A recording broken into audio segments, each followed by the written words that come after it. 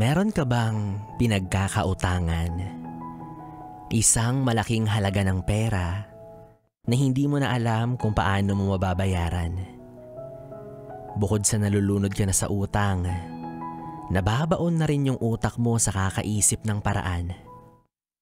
Singil dito, singil doon, kaliwat ka ng paniningil na para bang walang tigil sa pagpapaalala na magbayad ka na. Nauubusan ka na ng dahilan. Hindi na sila naniniwala sa mga katagang, pasensya ka na. Sige, iaabot ko sa makalawa. At hindi na sila naniniwala sa paulit-ulit mong pagmamakaawa.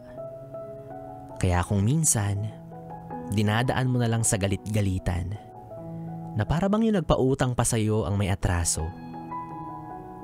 Bakit naman ganyan? Ikaw na nga yung tinulungan. Ikaw pa yung nakikipagmatigasan. Samantalang nung lumapit ka para magpasaklolo, halos daig mo pa makiusap ang santo.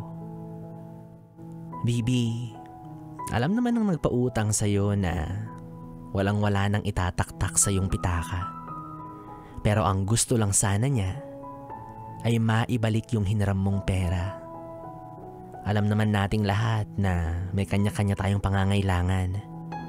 Kaya kung pwede lang sana, kapag siya naman yung napunta sa oras ng kagipitan, meron siyang aasahan. Kasi ang kailangan niya, yung pera, hindi drama. Hindi naman niya yan hinihingi sa'yo. Binabawi niya lang yung perang hiniram mo. Kaya sana, huwag mong abusuhin yung pagtulong niya para naman makaulit ka.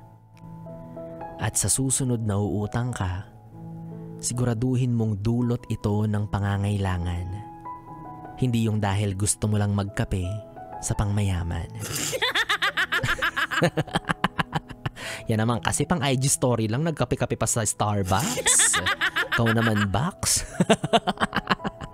Bibi, kung meron kang kilalang palautang o hindi naman kaya gusto mong makiusap sa iyong pinagkakautangan, ako, ipa-shoutout mo lang yan sa aking Facebook page at DJ Biboy Bibo. DJ B-I-B-O-Y B-I-B-O. Tuloy-tuloy tayo sa ating BB Time hanggang mamayang alas 12 dito sa 101.1 Yes FM Solid.